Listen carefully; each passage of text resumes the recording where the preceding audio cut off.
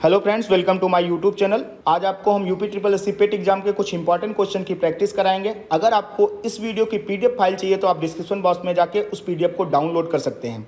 तो आज आपको हम इकोनॉमिक्स और पॉलिटी से रिलेटेड कुछ क्वेश्चन कराएंगे जो 10 से 12 क्वेश्चन आपके एग्जाम में आएंगे। तो आइए शुरू करते हैं आज के पहले क्वेश्चन से। पहला क्वेश्चन क्या, भारत में प्रचंड बेरोजगारी समानता दिखाई देती सेवा क्षेत्र में, किस क्षेत्र में, फैक्ट्री क्षेत्र में या सभी में? तो इसका सही उत्तर होगा कृषि क्षेत्र में। फिर प्रचंड बेरोजगारी क्या है, डिस्गाइज अनएम्प्लॉयमेंट कहते हैं कि जैसे कि 5 लोग अगर किसी काम में लगे हुए हैं और उसका उत्पादन मान लीजिए 1 कुंतल गेहूं का हो रहा है, इसको समझ लीजिए 1 सेकंड में। और मान लीजिए कोई 7 लोग उसी काम को कर रहे हैं और उसका उत्पादन तब भी 1 कुंतल गेहूं ही हो रहा है, तो ये जो एक्स्ट्रा जुड़े हैं, जो उनकी उत्पादन क्षमता क्या है, 0 है। इसी को डिस्गाइज अनएम्प्लॉयमेंट कहते हैं, क्योंकि जरूरत से ज़्यादा लोग काम कर रहे हैं लेकिन उत्पादन उतना ही हो रहा है जितना पहले लोग काम करके उत्पादन कर रहे थे। आइए अगले प्रश्न की तरफ बढ़ते हैं। भारत की राष्ट्रीय आय में सर्वाधिक योगदान है सेवा क्षेत्र का, व्यापार क्षेत्र का, किसी क्षेत्र का, उद्योग क्षेत्र का? तो इसका सही उत्तर होगा सेवा क्षेत्र का। ऑलमोस्ट समझ लीजिए 50% से ज़्यादा हमारा क्या सेवा क्षेत्र ही काम करता है। ठीक है, सेवा क्षेत्र ही योगदान करता है भारत की राष्ट्रीय आय में। आइए अगले प्रश्न की तरफ बढ़ते हैं। बंद अर्थव्यवस्था आप क्या समझते हैं, आयात बंद, निर्यात बंद, नियंत्रित पूंजी या आयात निर्यात बंद? तो इसका सही उत्तर होगा आयात और निर्यात दोनों बंद। बंद अर्थव्यवस्था यानी क्लोज्ड इकोनॉमी, ना किसी देश से कोई आयात कर रहे हैं ना ही किसी देश से कोई निर्यात कर रहे हैं। तो इसका सही अगर एग्जाम्पल देखने जाएंगे तो कौन सा होगा, आपका नॉर्थ कोरिया वाला रीजन हो जाएगा। ठीक है, आपका नॉर्थ कोरिया का जो रीजन है उसका कैसा क्लोज्ड इकोनॉमी है।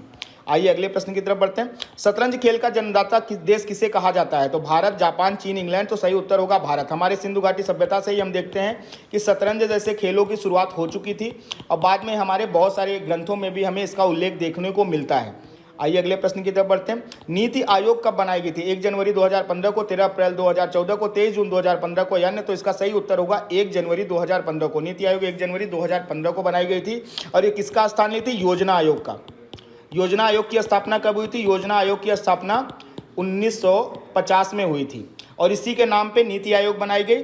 नीति आयोग का मेन मुख्य क्या है कि राज्यों का विकास कैसे हो, विकेंद्रीकरण के आधार पर हो। सारे राज्यों को भी उतने ही अधिकार मिले डिसीजन मेकिंग में जैसे उनको मिल रहे हैं।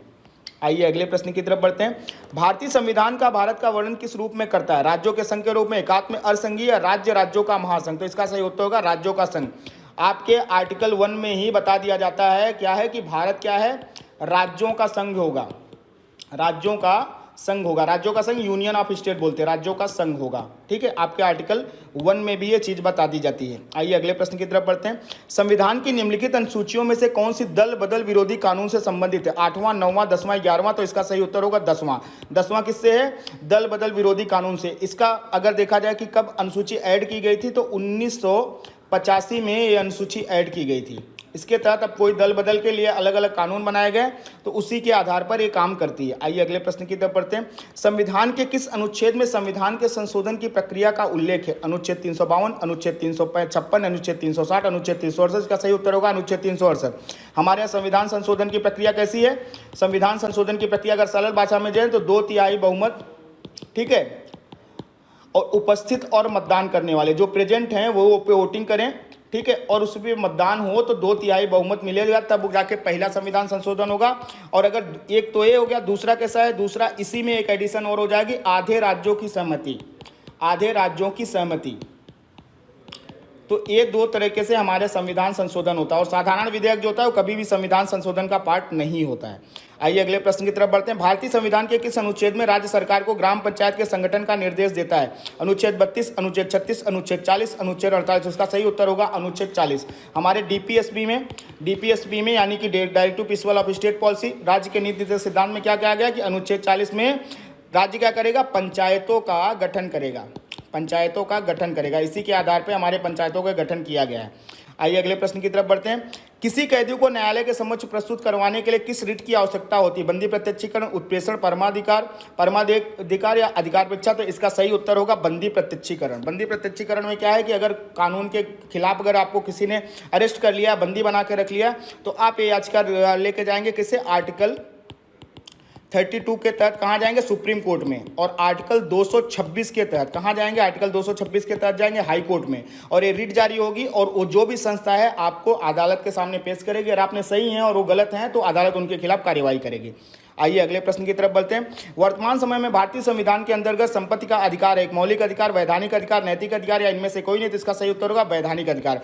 हालांकि मौलिक अधिकार का पाठ हुआ करता था, लेकिन 44वें संविधान संशोधन अधिनियम 44वें संविधान संशोधन अधिनियम के द्वारा क्या किया गया, इसको मौलिक अधिकारों से निकाल के क्या विधिक अधिकार बना दिया। इसको मौलिक अधिकारों से निकाल के विधिक अधिकार बना दिया और एक नया आर्टिकल जोड़ दिया। कौन सा आर्टिकल जोड़ दिया गया, आर्टिकल 300A, ठीक है, आर्टिकल 300A जोड़ दिया गया और इससे अभी विधिक अधिकार वैधानिक अधिकार बना दिया है। भारत के किस राज्य में समान नागरिक संहिता लागू है, गोवा, केरल, मेघालय, हरियाणा, तो सिर्फ गोवा ऐसा राज्य है जहां पे समान नागरिक संहिता लागू है, यानी कि सबके लिए समान कानून है, किसी के लिए अलग अलग कानून नहीं है, सबके लिए समान कानून, सबके लिए, ठीक है। और ये भारत में भी बात हो रही है। अगर कभी आर्टिकल पूछा जाए कि किस आर्टिकल के तहत समान नागरिक संहिता की बात की जाती है, तो आपके डीपीएसपी में, ठीक है, यानी कि आपके directive principle of state policy, राज्य के नीति निर्देशक सिद्धांत में क्या गया, आर्टिकल 44 में इस बात का उल्लेख है कि सारे देश में एक समान नागरिक संहिता होनी चाहिए।